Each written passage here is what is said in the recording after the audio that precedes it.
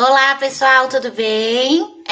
Meu nome é Cecília Vasconcelos, eu sou psicóloga clínica, eu sou especialista em doenças de retina, tá? E eu sou uma pessoa com doença rara também. Um dos motivos pelos quais eu acabei procurando especialização nisso e desenvolvendo meu trabalho neste tema é porque eu também tenho uma distrofia de retina. Eu queria muito agradecer ao Retina Brasil pela oportunidade. É uma equipe que eu gosto muito de parceiros, né, que buscam aí uma promoção de saúde, de informação para todo mundo que tem alguma deficiência ou alguma doença de retina. Isso é muito importante. Eu acredito que essas associações é que fazem os grupos estarem mais fortes e as pessoas se sentirem incluídas de alguma maneira, tá? Então, queria agradecer muito o convite, explicar para vocês que, infelizmente, a Libras não vai ser possível a tradução agora. Tá? A gente tentou várias vezes resolver isso, mas a gente não conseguiu. A gente já tem o grupo para fazer essa interpretação de Libras, mas a gente não vai conseguir transmitir nesse momento. O que a gente vai fazer, o grupo, eles vão depois juntar as duas coisas, a minha apresentação com a transmissão de Libras, e aí vai ser apresentado aí para vocês, tá bom? Então vai ser acessível para todo mundo de certa maneira, que é o importante, né? Bom, o tema é sobre o coronavírus e o impacto disso na sociedade no geral e na vida das pessoas com deficiência e deficiência visual, principalmente, que é aqui o público, né? Esse assunto todo mundo conhece, a gente está vivendo uma situação inesperada de quarentena, de pandemia, algo que nós não imaginávamos, né? Se isso fosse dito para a gente algum tempo atrás, a gente diria, não, imagina, São Paulo parado. Eu não sei se todo mundo está assistindo, mora aqui, mas quem mora sabe que é uma cidade que não para, que não dorme. Então, imaginar ela com um fluxo baixo de pessoas é algo realmente inimaginável, né? Claro que tem as pessoas que estão aí na linha de frente trabalhando, também queria até agradecer a essas pessoas, mas era uma situação que ninguém esperava e que então está sendo muito comentada e muito debatida, né? Tanto nos aspectos de como a gente pode evoluir como sociedade, quais são as manutenções, as estruturas que a gente tem que ter, e também no que isso pode representar para o nosso desenvolvimento pessoal e nosso desenvolvimento social, né? Bom, eu gosto sempre nas minhas apresentações ou no que eu vou falar de pensar no macro, né, no grande para o micro, para o específico. Então, eu queria dizer que a live eu vou falar um pouco do público de pessoa com deficiência visual, é claro, tá? Mas eu gostaria de falar de tudo um pouco, né? Eu gostaria de falar de como isso é importante para a sociedade no geral. Então, a primeira coisa que eu vou dizer aqui para vocês é quais os impactos da quarentena para nós, né? Quais são os principais sentimentos que a gente tem ao ficar em quarentena, né? Isso é bem interessante porque as pessoas elas sempre falam que ficar em quarentena é como estar aprisionado, né? Ah, eu me sinto aprisionado, eu não posso fazer as coisas que eu fazia antes, eu gostaria de estar vivendo isso de uma outra maneira e assim por diante. Bom, vamos dizer um pouquinho sobre isso. Importante dizer que a vida, ela em momentos de quarentena, ela traz alguns pontos. Esse ponto do isolamento social, de se sentir aprisionado, não poder mais fazer o que fazia antes. Tem um outro ponto muito importante que aparece, que é o luto, né? Nossa, mas luto em qual sentido? Bom, luto do que você poderia fazer e não fez, do que tinha marcado na sua agenda e você teve que modificar, do que você iria construir nesse tempo e está construindo de outra maneira, né? O luto real no sentido das perdas que a gente está vivendo, que a gente está vendo de outras pessoas, de conhecido, como isso é complicado para a gente. Então, primeiro, esses dois lutos, né, que são coisas que aparecem muito forte, um sentimento de incerteza muito grande, né? Um sentimento de, bom, mas o que será? Será que eu posso fazer programa? Será que eu posso fazer planos? Quando será que eu vou poder participar de festas, encontrar meus amigos novamente, que não só de maneira virtual, né? Outra sensação muito forte é de raiva, né? Frente à impotência. Então, por que eu não posso fazer? Eu vou fazer, que talvez seja até um dos motivos pelos quais muitas pessoas tenham dificuldade aí de seguir a quarentena, né? Porque a quarentena ela te mostra uma impossibilidade que não necessariamente você quer ter, né? Então as pessoas aí têm uma certa vontade de brigar contra isso, lutar contra isso, querer continuar vivendo a vida como vivia antes, né? Como se tivesse uma situação de negação. Então eu nego o que está acontecendo, porque isso é difícil para mim, eu não quero viver isso é doloroso, isso tira a minha liberdade, isso me faz não poder mais imaginar a vida como era antes. Então, esses são sentimentos comuns que muitas vezes podem ser confundidos com outras questões de saúde mental. Né? Muitas pessoas nesses momentos falam: olha, eu acho que eu tenho ansiedade, eu acho que eu tenho depressão, será que isso é recorrente, que eu tenho que fazer uso de medicações? Claro, se você já tem alguma dessas questões e você está passando por essa situação, às vezes isso pode aumentar, pode exacerbar o seu estresse. Né? Mas às vezes não, às vezes você está na sua vida normal e está sentindo essas coisas e começa a perder o sono, ficar muito preocupado, ter pensamentos repetitivos, e aí você para e pensa: nossa, agora então eu estou com alguma questão. Não, não necessariamente. Você está vivendo um momento difícil, um momento inesperado, né? Um momento que traz sentimentos parecidos com o sentimento de depressão. Por exemplo, você se sente desesperado, porque você não sabe o que você vai fazer. Você se sente desesperançoso, porque você não sabe como será o seu futuro. Você se sente desamparado, né? Porque não necessariamente você tem aí uma rede de proteção necessária para o que você está vivendo, né? Porque não necessariamente você vai ter recursos para lidar com isso pós-pandemia, né? Porque uma das grandes coisas de grandes crises não são só a crise em si, não é porque na hora é uma complicação e tanto, né? Então, vou apagar o fogo, vou fazer isso, vou fazer aquilo. Já é complicado. Né? Mas depois que apagou o fogo, tá, tudo bem, mas eu perdi minha casa. E agora o que eu vou fazer com isso? Né? Então, todos esses sentimentos que as pessoas estão sentindo, eles não vêm só do fato da pandemia que a gente vive, mas do que será da nossa vida depois disso, né? Como que a gente vai se refazer, se recriar, né? Bom, eu acredito muito na possibilidade do ser humano se recriar. Uma coisa que eu sempre digo é que desde lá dos primórdios a gente vai se adaptando. Então, a gente estava com frio, pegava a pele. A gente estava com fome, caçava. A gente queria descansar, ficava debaixo da árvore. A gente precisava se proteger dos animais, entrava dentro de uma caverna. Tudo isso são formas de adaptação. Então, o ser humano, ele vai se programando.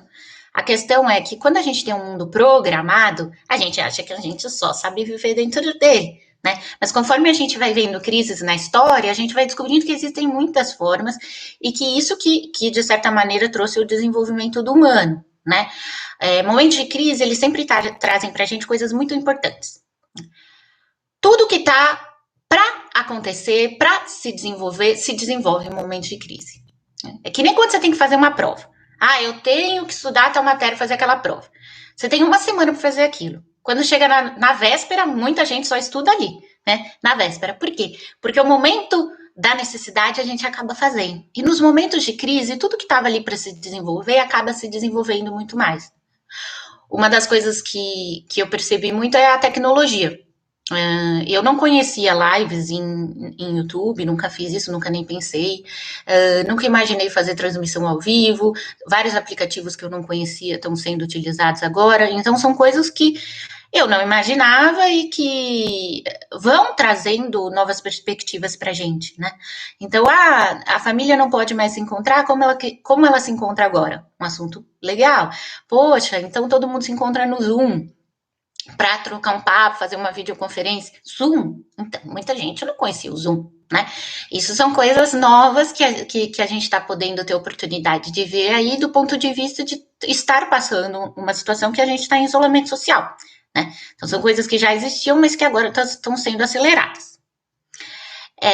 Pessoal, eu queria dizer uma coisa que eu não disse no começo, que está aberto para perguntas aqui, e que, como eu não enxergo, eu estou recebendo só algumas das perguntas por WhatsApp. Então, se eu parar um pouco de falar do nada, é porque eu estou vendo alguma pergunta que chegou, tá bom? Isso é importante de avisar para vocês. Bom, só um minuto, pessoal. Uma coisa importante, né? Como é que a gente lida com um período como que a gente está vivendo, preservando nossa saúde mental? O que preserva muito a saúde mental da gente é fazer exercício físico, sair de casa, trocar de ambiente, distrair a cabeça quando tá difícil no trabalho, conversar com muita gente, passear, ver coisas diferentes, ter uma vida dinâmica, né? Ficar preso é complicado, ficar dentro de casa é complicado, né? Isso não são formas de proteção da saúde mental. Então, como que a gente faz para proteger a saúde mental se nós estamos presos? Né? A primeira coisa que eu acho muito importante é que as notícias elas não vão mudar de 5 em 5 minutos, então não é necessário ficar olhando as notícias toda hora. É importante entender que as notícias estão aí, elas podem ser lidas, você não precisa ficar totalmente desinformado, mas você não precisa ficar retroalimentando isso. Então, eu vou olhar a notícia, vou ficar contando quantas pessoas estão infectadas, quantas pessoas estão tendo dificuldade, quantos leitos de UTI ainda tem na minha cidade, porque isso não vai mudar o fato de que as coisas estão acontecendo, de que você tem que se preocupar com isso e sempre se proteger. Então, talvez também começar a assistir formas de se proteger. O Retina Brasil está fazendo uma coisa muito legal, que são vídeos ensinando as pessoas com deficiência visual como se proteger em época de quarentena. Isso é uma coisa interessante, porque não tira o seu foco da importância da proteção, mas tira um pouco essa percepção de que, meu Deus, eu tenho que me preocupar o tempo inteiro para que isso seja resolvido de alguma maneira. Né? Outra coisa é conversar, olhar redes sociais, procurar falar mesmo com pessoas que você não falava antes, ligar para as pessoas que você via com frequência, para você não perder esse vínculo, ler livros. Né? Muita gente diz, eu não tenho tempo de ler porque eu tenho muita coisa para fazer e minha agenda está lotada.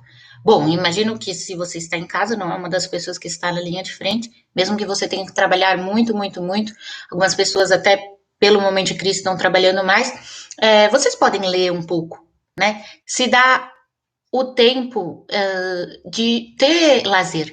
Muitas pessoas dizem, estou mais cansada porque estou em casa, não consigo dividir hora de trabalho com hora de lazer. Isso é necessário. Está na sua casa, divida seu tempo, aprenda a escolher ambientes da sua casa para ser cada coisa. Então, conheço gente que, esse pedaço aqui é minha academia, esse pedaço é meu trabalho, esse pedacinho aqui é onde eu ligo para os meus amigos, para você continuar interagindo e se sentindo bem.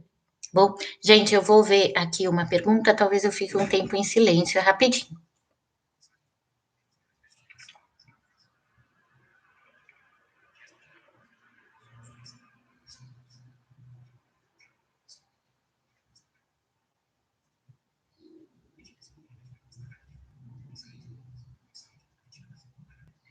Olha, pessoal, me fizeram uma pergunta dos deficientes visuais, como as pessoas com deficiência visual estão passando por esse momento.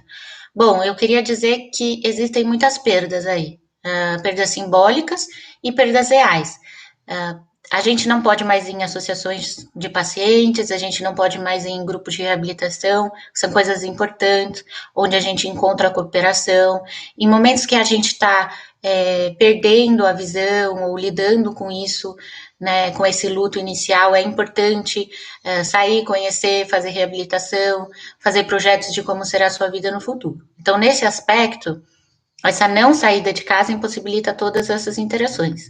Claro que novas interações estão sendo criadas de forma online, mas boa parte das coisas não. Outra coisa que vem acontecendo muito é um maior nível de reflexão. Então, quando você está em casa, a gente pensa muito, reflete, tenta entender o que está acontecendo com nós mesmos, com as nossas perdas, e talvez seja um momento para isso. Outro ponto que eu acho que é um ponto importante é, muita gente está aprendendo a mexer mais com as tecnologias assistivas. Né? Então, a gente está aprendendo a usar melhor o leitor de voz, a ampliar uma tela, a ler um audiobook, a fazer interações com aplicativos que te ajudam. Então, tem aplicativos que você pede ajuda e as pessoas te auxiliam. Então, você quer ler um rótulo de um remédio. Tá? A pessoa vai lá e lê o rótulo do remédio para você, você manda uma mensagem para ela. Então, as interações estão sendo diferentes e isso está acelerando a percepção de como a tecnologia assistiva é importante para a gente se comunicar e para a gente não perder o nosso contato com o mundo e a nossa forma de se identificar com as plataformas. Tem uma coisa muito importante que é, eu não consigo mexer nas redes sociais, eu queria continuar, porque isso é uma forma de relacionar com as pessoas, e eu estou perdendo a visão, eu não consigo mais fazer isso. Sim, com certeza. Por isso que as tecnologias assistivas, entender como que você usa o seu celular de forma adaptada, são coisas muito importantes. Para você ter a sensação de que você continua, de que você está se adaptando, de que você está se relacionando e de que a perda visual é uma questão que está aí, ela existe, mas ela não é incapacitante. Ela te limita a enxergar ou te deixa enxergando menos, mas ela te possibilita outras coisas, até incentivar outros sentidos, tentar perceber as coisas e os movimentos de outras maneiras. Só mais um minuto, pessoal.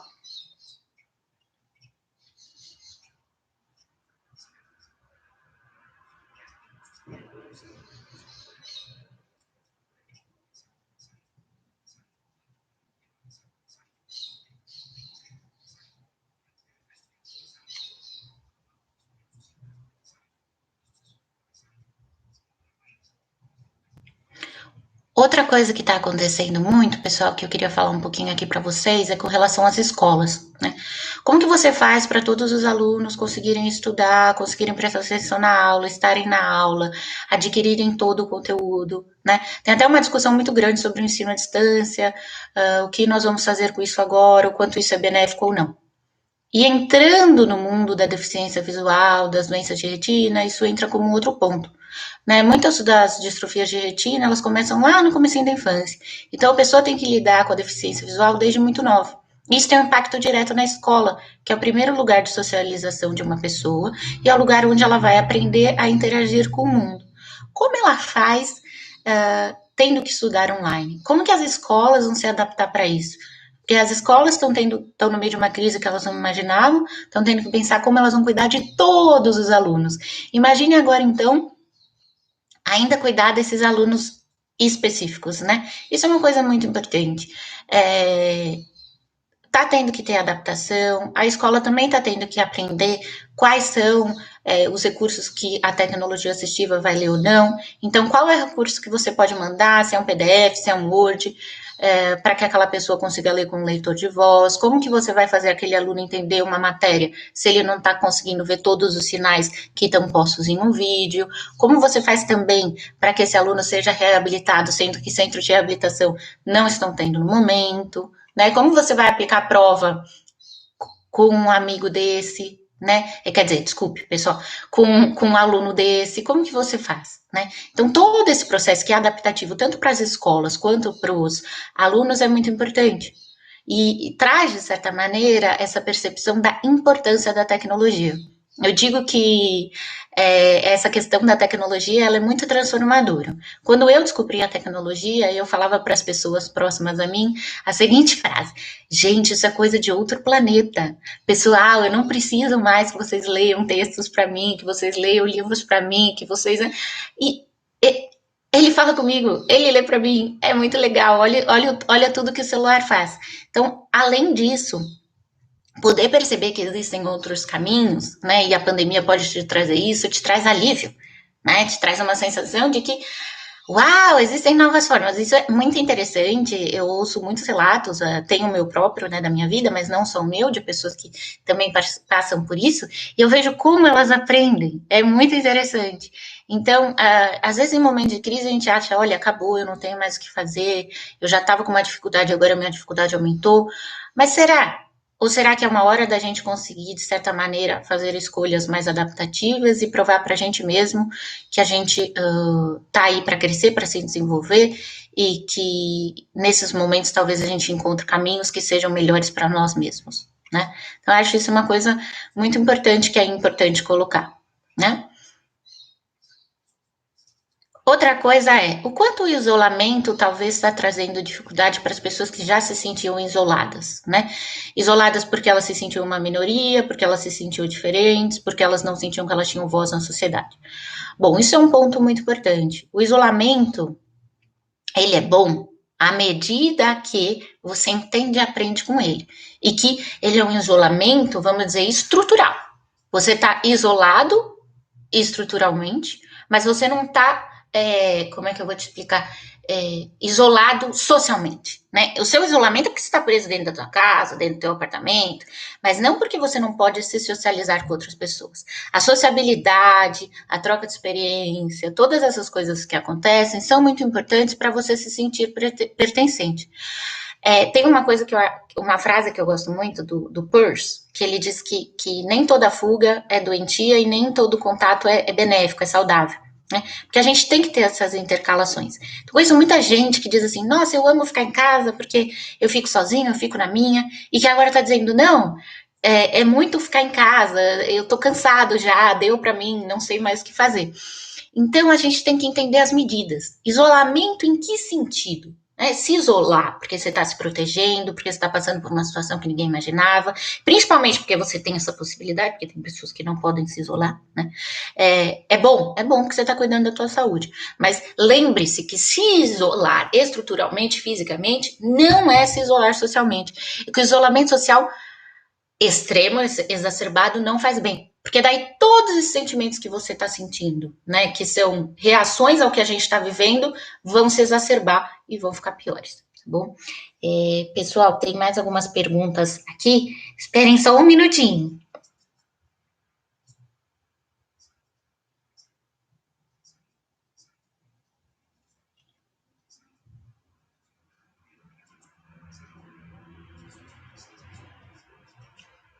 Antes de responder essa pergunta, eu só queria deixar um ponto aqui bem marcado. A gente fala muito assim, que quando a gente perde algum sentido, a gente começa a exacerbar o outro. Né? Os sentidos, eles já estão lá, não é que você tem um sentido melhor que o outro, mas você começa a prestar mais atenção. Né? E um dos sentidos que são muito importantes para quem tem deficiência visual é o tato. Né? Então você tateia as coisas para sentir onde você está, o que são as coisas, como elas estão no ambiente. O que você faz quando, poxa, tato é uma forma de eu não me proteger tanto. Eu não posso sair passando a mão em tudo atualmente, não é essa a ideia, né? E o que eu faço agora? Aí muitas pessoas vão dizer, poxa, usa a audição, né? A audição vai te ajudar. Importante dizer que dentro das distrofias de retina, você também pode perder, no caso da síndrome de Usher, você pode também ter uma perda auditiva. Poxa, aí o que você faz? Bom, então vamos pensar no paladar, vamos pensar no olfato. O cheiro é muito importante, a gente sentir o ambiente, a gente tentar perceber outras coisas. E principalmente a gente ter muita calma ao estar em um ambiente. Não é chegar e já querer fazer. Estude o ambiente, entende onde você está no espaço e tempo. Né? Para onde você vai, em que direção, como você pode se posicionar. Tenha uma percepção corporal, onde é seu corpo, onde ele começa, quando ele termina, né? Onde é seu corpo em relação ao ambiente. Parece uma coisa assim meio sem sentido, mas não é. Porque é isso que te ajuda a estar inteiro e usar todos os seus sentidos. Então, na falta do tato agora, isso pode ser uma maneira. Outra maneira pode ser autocuidado com luvas, se for muito necessário tatear, para saber onde estar. Outra coisa muito importante, autocuidado no sentido de pedir para as pessoas te mostrarem. Então, pedir mais auxílio. Então, antes você ia no mercado, você tateava as prateleiras, peça ajuda para o atendente do mercado. Demonstre que você está precisando de algo. Né? Faça esse ciclo do cuidado. Se sentir cuidado é confirmar a sua existência, é confirmar a sua autenticidade, é confirmar que você é importante. E quando o outro cuida, ele tem essa sensação de que ele é importante, de que ele está auxiliando alguém e de que se alguém me deu a mão agora, em algum momento, quando eu precisar, alguém vai me dar a mão também. Então, isso vira um ciclo muito importante, tá bom? Vou olhar aqui as perguntas, só um segundo.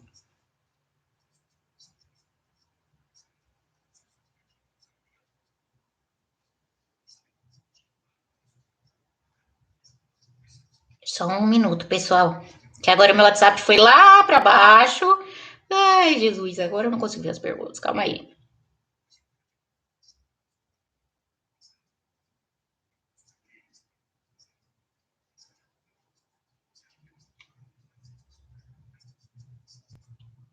Olha, uma pergunta muito legal que me mandaram agora é se da Camila, é se eu acho que a deficiência visual vai ajudar as pessoas, quer dizer, se a questão, desculpe, se a questão do coronavírus vai fazer as pessoas quererem ajudar mais ou menos as pessoas com deficiência visual. O que isso é um medo muito grande no sentido de, olha, eu sou deficiente, só que por conta do coronavírus eu peço ajuda, as pessoas não querem chegar perto, eu não sei o que fazer em relação a isso. Eu acho que tem um pouco de tudo, né? Nada na vida é estático e cada pessoa tem uma reação ao que vive. Tem muitas pessoas mais solistas até nessa questão de aplicativos, como eu expliquei para vocês. Então, aplicativos que te auxiliam a fazer essa interação entre a pessoa que está precisando do auxílio e a pessoa que pode auxiliar. Eu acho que isso tem aumentado bastante. Mas é claro que tem pessoas que estão diminuindo o contato, né? E nesses momentos talvez elas não queiram tanto ajudar nesse sentido de contato físico, de pegar no braço e tal. Mas eu acho que são formas de adaptação. Assim como a gente está tendo que se adaptar, as outras pessoas também. A gente pensa muito como ser humano sempre na gente, na nossa dificuldade, e nem tanto na do outro, né? Então, talvez pensar que esse momento é adaptativo, tanto para o aluno quanto para a escola, tanto para o hospital quanto para o paciente, tanto para o deficiente quanto para a sociedade no geral, talvez isso diminua a nossa dificuldade de também entender o outro, entender como eu faço para o outro querer me ajudar mais ou menos, como eu entendo a reação do outro a não querer me ajudar, ou também como eu entendo a reação do outro a querer me ajudar mais. Porque o contrário também é verdadeiro. Porque às vezes a gente se assusta. As pessoas são tão solícitas a você que você fala, ué, mas isso é ótimo, mas é isso mesmo? Né? Então, todas essas questões são de a gente olhar casa a casa e tentar viver nossa vida, não colocando o que a gente vive num padrão, mas entendendo que cada situação é uma situação, porque antes de ser qualquer coisa, as pessoas são pessoas, e elas são indivíduos com características e personalidades específicas. Né? Então, assim, ele é deficiente, todo deficiente vai se comportar de tal maneira? Não. Tem deficientes e deficientes, assim como tem mulheres e mulheres, homens e homens, e o que for e o que for, né? Médicos e médicos, psicólogos e psicólogos, né? Não é porque eu sou psicólogo e outra pessoa psicóloga também que ela pense igual eu, faz a mesma coisa que eu, trabalha do mesmo jeito que eu. Então essas coisas elas nunca podem ser pensadas dentro de caixinhas. A gente tem que olhar caso a caso. Bom, eu vou olhar outra pergunta aqui, um segundo.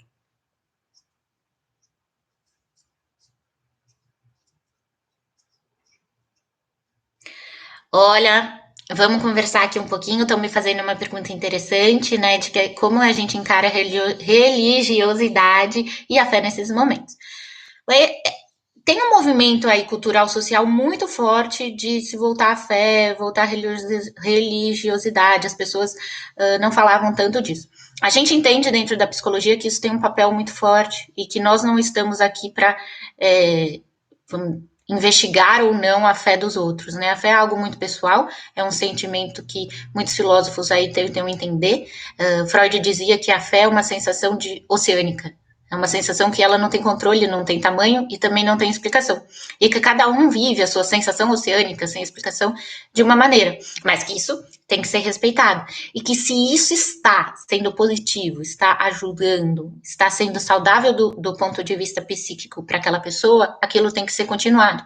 Porque cada um vai encontrar a sua verdade para construir o seu caminho. O que a gente não pode nunca é desrespeitar ninguém, desrespeitar a fé de ninguém, ou tentar impor X, Y, Z, W pensamentos, né? Porque isso é complicado e isso tira nosso direito de liberdade de pensamento e de expressão. Mas a fé, a gente percebe que nesses momentos de crise ajuda muito grupos sociais, as pessoas se sentem confortadas, e a partir do momento que isso faz bem para cada indivíduo, isso é importante, isso tem que ser mantido, né? Respeitando aí a particularidade de cada um. Não tem por que a gente destruir a fé de alguém ou querer brigar com a fé de alguém. Isso é muito particular, tem que ser respeitado sempre.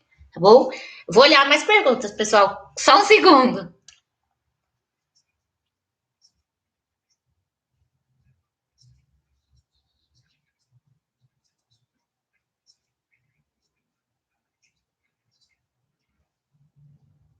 Aí a mesma pergunta. Só um minuto, pessoal.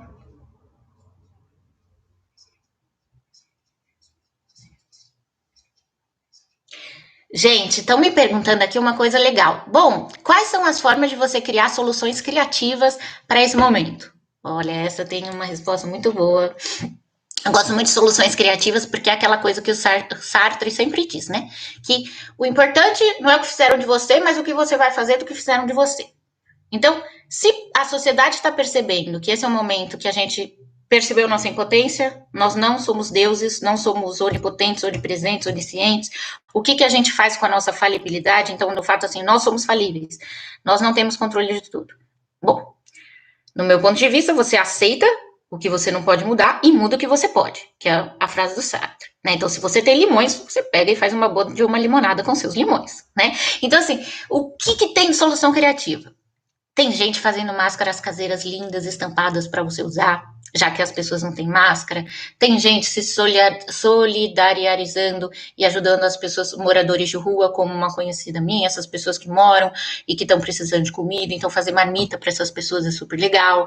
Tem gente que criou um circuito dentro de casa. Então, o circuito Rua Tucuna 626. Então, eu vou da sala para a cozinha, e da cozinha eu vou para o quarto, e do quarto eu vou para o banheiro, e depois eu vou para outra sala, e eu andei não sei quantos metros, né?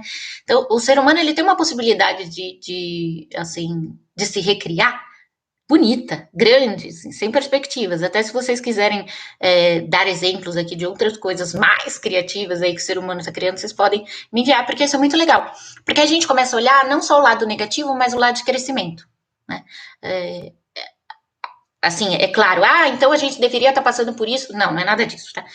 Até porque não é nessa vertente que a gente trabalha, mas é a ideia de que o que você faz quando tem coisas que você não pode mudar. O público deficiente visual, a gente sempre vê muitos relatos de pessoas que vão criando coisas em cima da vivência delas e vão podendo ensinar aos outros. Isso é muito importante, né? Poxa, eu tenho uma doença que não tem cura. Isso é revoltante, isso traz raiva no primeiro momento, isso traz tristeza, negação do fato. As mesmas coisas que a gente está vivendo com a pandemia. Eu não posso mudar, eu estou vivendo luto, o que, que eu faço? Que coisa chata, tal. Depois você vai vendo que como que eu me adapto a isso? O que, que eu busco para isso? Como eu faço a vida ter prazer, a vida ser legal? Eu sair desses sentimentos que parecem uma depressão e seguir minha vida, né? Claro, é importante esse período do luto, porque a gente precisa entender que a gente está numa nova condição, porque senão a gente estaria vivendo uma fantasia. Não, tá tudo bem, coronavírus é muito legal, isso aí. Não é isso, porque daí é fugir da realidade, né, pessoal? É entender o que a gente vive, sofrer o que a gente vive, mas não parar por aí, né? O sofrimento tem que ser um step, né, um degrau para o nosso crescimento sempre. Né? E o que é crescimento? Crescimento é você sair do ponto que você está e ir para o ponto que você quer estar, sem juízo de valor. E é você entender que dentro dessa perspectiva você mudou e você cresceu. Então, crescimento também é individual, porque o que pode ser crescimento para mim, com certeza não é para você que está assistindo. Né? Isso são coisas diferentes, pautadas aí na história de vida e nos valores que cada um vai criando, né? De quais são os fundamentos básicos da vida para cada um. Só mais um minuto, pessoal.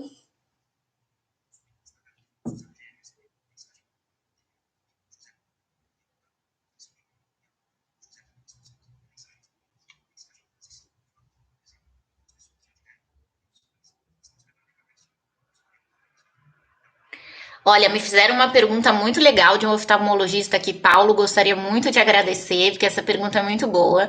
Né? Se as pessoas que já viveram um luto de uma redução, né, uma perda visual, estão mais preparadas para viver o luto do coronavírus. Essa pergunta é muito interessante.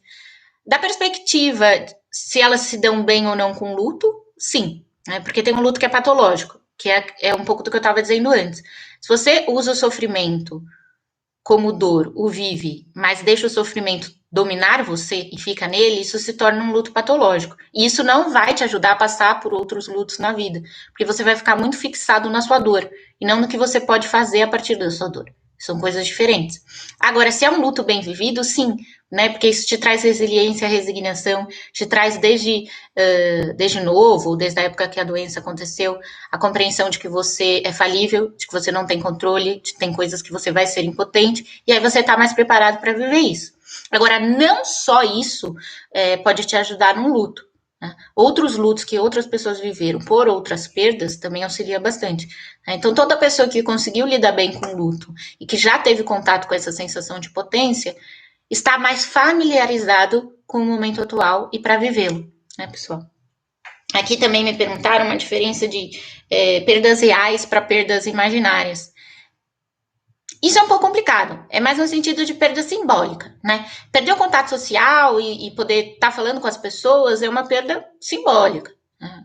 Perder a visão é uma perda simbólica no sentido do que você perde. Perder a visão, as células que te fazem enxergar, é uma perda real. Mas o que a perda visual te traz é uma perda simbólica. Então, te traz dificuldade de se locomover, te traz dificuldade de distinguir cores, te faz dificuldade de perceber rostos. Isso são perdas simbólicas, no sentido de como você vive isso e como outras pessoas vivem isso.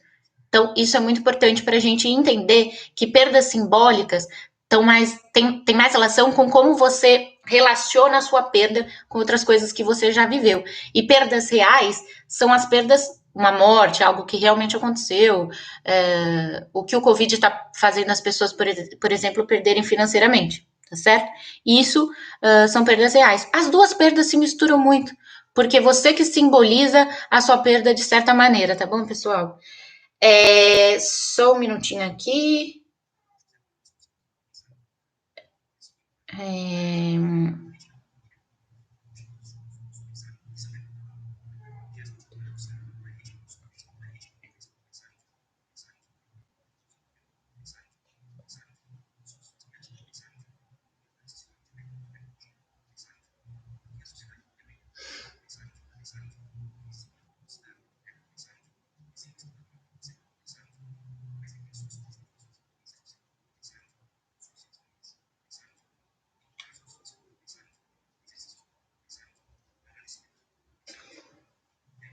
Pessoal, só essa pergunta, a última que chegou aqui, eu vou responder para vocês, tá bom?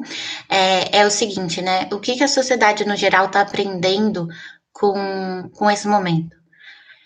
Bom, a sociedade no geral, assim, olhando, fazendo, sei lá, uma análise mais sociológica, está aprendendo que por mais controle que você tenha, você não controla, né? Por mais auxílio, recurso, estrutura, pessoal, você estudo, pesquisa, você não controla. Mas que você pode desenvolver isso para buscar controlar o que é possível. Tem uma diferença muito grande, muito importante que a gente pode deixar aí para reflexão, que é o seguinte: uma coisa é você não ter controle sobre algo, então você não tem controle sobre um vírus que pode vir a matar alguém, né? E como você lida com a sua falta de controle. Outra coisa é você não ter como proteger as pessoas por recursos estruturais e financeiros e isso acabar levando a mais mortes, porque isso tem certo controle, tem certo estudo, né?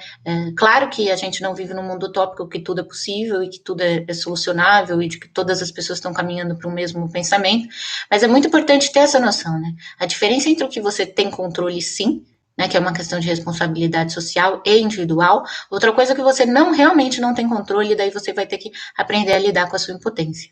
Bom, eu vou ver só se tem mais alguma pergunta aqui, senão eu vou finalizar os tópicos, porque eu trouxe aí todos eles para vocês. Só um minutinho.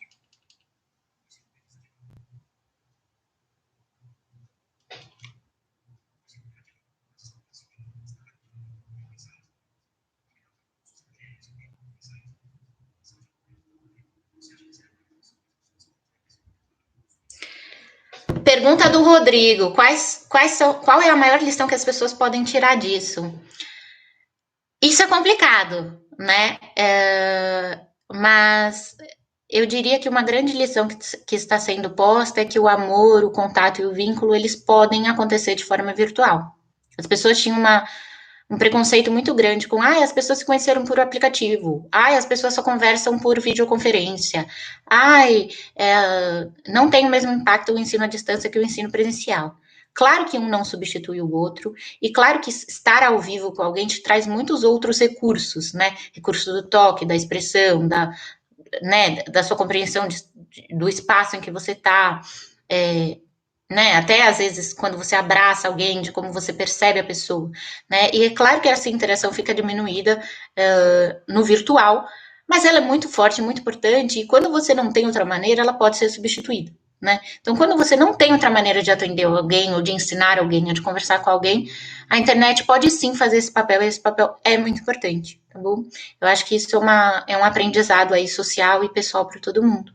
E para as pessoas com deficiência visual, eu acho que está trazendo isso na mente como a tecnologia é importante, como a tecnologia nos deixa conectado com a sociedade, nos dá a possibilidade de interagir, de produzir, de se sentir pertencente. E como que para isso aconteça de uma maneira gostosa, uma maneira que a gente sinta prazer, a gente tem que ter noção das tecnologias assistivas.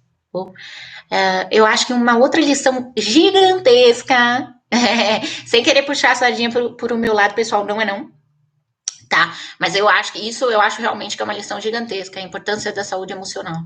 Porque as pessoas consideram que saúde emocional não é tão importante. As pessoas pensam muito em saúde física, né, e de se cuidar, e da importância de cuidar do corpo, de ir ao médico com frequência, mas elas não pensam na saúde emocional, né? Saúde emocional é só para os loucos quando você tiver com algum problema. Isso não é verdade, porque todos nós estamos suscetíveis a coisas que a gente não controla, a sofrimentos difíceis de passar, e não tem nenhum problema a gente olhar isso com outras perspectivas e pedir ajuda, caso isso seja necessário. Tá? Então, acho a importância aí que está mostrando da psicoterapia, desse apoio, e principalmente, agora que talvez as pessoas compreendam mais isso, que prevenção de saúde também é importante, né? E prevenir saúde mental também é importante. Por que não prevenir sua saúde mental, né? Por que não cuidar disso antes? Por que não se perceber e perceber o outro? Quantos benefícios isso traz, até de socialização, de interação, de compreensão sobre você, dos seus objetivos e de onde você quer chegar, né? Quem é você como pessoa? Ou quem é você na sua constante transformação como pessoa? Eu acho que isso é um aprendizado gigantesco. Eu sinto que as pessoas estão entendendo a importância da saúde mental, né? Tá saindo um pouco desse estereótipo de que não é importante, tá? De que só é importante para quem tem transtornos graves. Isso não é uma verdade. Isso é um desenvolvimento que a gente pode sempre ter e que vai nos auxiliar em momentos de crise, né? Se você já estuda isso, está preparado e se conhece, você tem mais chance de estar familiarizado com o momento de crise e de saber lidar com isso, porque você vai ter mais recursos emocionais para lidar com isso. Pessoal, só vou confirmar se não tem mais nenhuma mensagem de pergunta, e aí eu finalizo com vocês. Só um segundinho.